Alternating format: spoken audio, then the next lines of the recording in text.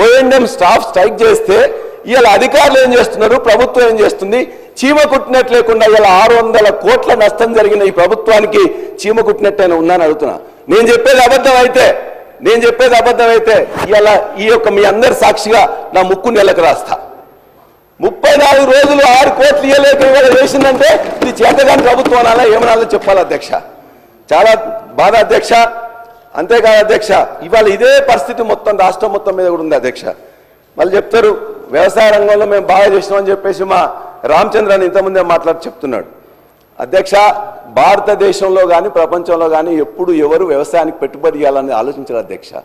ఒక కేసీఆర్ గారే ఆలోచించి 72 లక్షల మంది రైతులకి 80,000 కోట్ల రూపాయలని 12 విడతల్లో ఇచ్చిండ్రు అధ్యక్ష. మీరు కూడా చెప్పిండ్రు. మీరు అప్పుడు ఏమన్నారు? మేమన్నా పిచ్చోళ్ళమా, ఎడ్డోళ్ళమా, మేము ఇయ్యమా? మేము కూడా ఖచ్చితంగా ఇస్తామని చెప్పిండ్రు. మేము సంతోషం అనుకున్నాం. అర్రాజు పెట్టినట్టే పెట్టిండ్రు. 10,000 కానీ మేము 15,000 ఇస్తామని చెప్పిండ్రు. ఏమైంది అధ్యక్ష? పోయిన వానాకాలం ఇవ్వలే, ఈ యాసంగి ఇవ్వలే, ఆ వానాకాలం ఇప్పుడే మొదలు పెట్టిండ్రు. ఇంతవరకు ఇవ్వలే అధ్యక్ష. 7,500 ఎకరానికి రావాల్సింది గత 7,500, 7,500 అంతకుముందు ఇస్తానే కూడా ఇవ్వలే. తప్పనిసరిగా ఇవ్వాలని చెప్పేసి మీ ద్వారా ఈ ప్రభుత్వాన్ని నేను కోరుతున్నా అధ్యక్ష.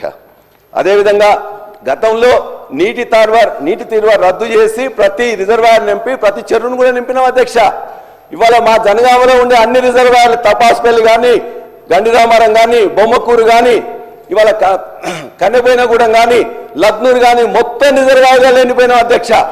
మేము అడిగినాం, మరి దేవాలయంలో నీళ్ళు వస్తున్నాయి కదా, ఫస్ట్ ఫేజ్ సెకండ్ ఫేజ్ అయిపోయింది, మరి ఇప్పుడు థర్డ్ ఫేజ్ కూడా మొత్తం కూడా నిర్మాణం అయిపోయింది, ఏం చేస్తారనంటే ముఖ్యమంత్రి గారు వస్తున్నారు, ముఖ్యమంత్రి గారు రాగానే మొత్తం కూడా థర్డ్ ఫేజ్ కూడా బటన్ ఆన్ చేస్తాం, అప్పుడు మీకు ఇవేగా సరిపోయేది. ఈ యొక్క ఫస్ట్ ఫేజ్ సెకండ్ ఫేజ్ తర్వాత 350 క్యూసెక్లు 500 క్యూసెక్లు వస్తున్నాయి. 1800 క్యూసెక్లను ముఖ్యమంత్రి గారు వచ్చి ఇమ్మీడియట్ గా బటన్ ఆన్ చేస్తారని చెప్పేసి మిగతా పంపులను కూడా ఆన్ చేయాలి అధ్యక్ష. సంతోషం. ముఖ్యమంత్రి గారు రేపు స్టేషన్ గన్పూర్ నియోజకవర్గానికి వస్తున్నారు. అది మొత్తం కూడా దేవాదుల ప్రాంతం.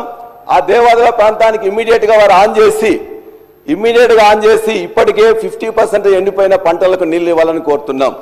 ఆ పంటలు నష్టపోయిన వారికి ఎవరికి ఉన్నట్లయితే కాంగ్రెస్ ప్రభుత్వం ఇంతకుముందే చెప్పింది. ఏమని చెప్పిండ్రు? మేము ఖచ్చితంగా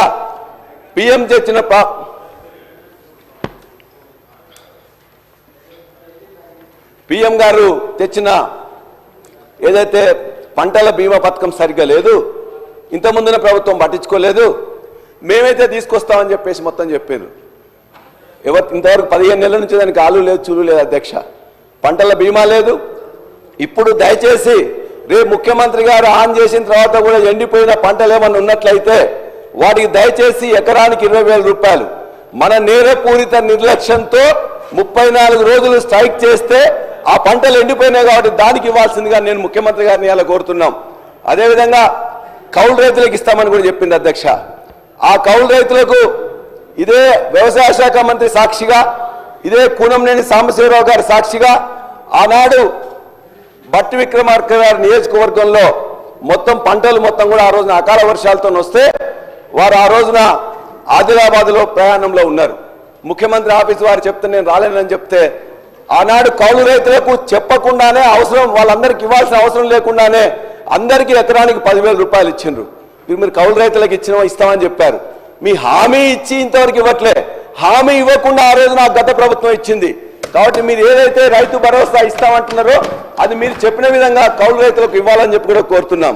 ఇక రుణమాఫీ గురించి మేము మాట్లాడితే రోజు మా మీద తిట్ల పురాణం ఎత్తుకుంటున్నారు అధ్యక్ష. మీరు దయచేసి శాంతంగా ఆలోచించండి. గత ప్రభుత్వం 30,000 కోట్ల రూపాయలు ఇచ్చింది. సరే, ఇచ్చింది ఎవరికి వచ్చింది ఎవరు కాదని మీకు తెలుస్తుంది. మీరు ఇచ్చిన 20 కోట్లు ఇచ్చినామంటున్నారు. ఆనాడు 2 లక్షల రూపాయలు ఇస్తామని పిసిసి అధ్యక్షులుగా రేవంత్ రెడ్డి గారు మాట్లాడుతుంటే ఆనాడు ముఖ్యమంత్రిగా ఉన్న కేసీఆర్ గారు అధికారులందరినీ పిలిచిండ్రు. ఎంతో ఉద్యోగ వీళ్ళందరూ 2 లక్షలు ఇస్తామంటున్నారు, మనం ఇవ్వగలుగుతామా అని. అక్కడున్న అధికారులందరూ చెప్పిండ్రు 49,600 కోట్ల రూపాయలు అవుతుంది సార్, ఇది ఇవ్వలేము అని చెప్పినప్పుడు మేము 1,00,000 రూపాయలు ఇస్తామని చెప్పినాం. మీరు 2 లక్షలు ఇస్తామని చెప్పిండ్రు. 49 లక్షలు 30 లక్షలకు వచ్చింది, 20 లక్షలకు వచ్చింది, తర్వాత 20 లక్షలకు వచ్చింది. ఇవాటికి కూడా 50% కంటే తక్కువనే ఇవాళ రుణమాఫీ అయింది. కాబట్టి మీరు ఇవాళ మొత్తం కూడా రైతులందరూ ప్రతిరోజు తిరుగుతుంది కాబట్టి మిగతా రైతులందరూ కూడా మీరు హామీ ఇచ్చినట్టుగా రుణమాఫీ ఇవ్వాలని చెప్పేసి మీ ద్వారా కోరుతున్నాం అధ్యక్ష.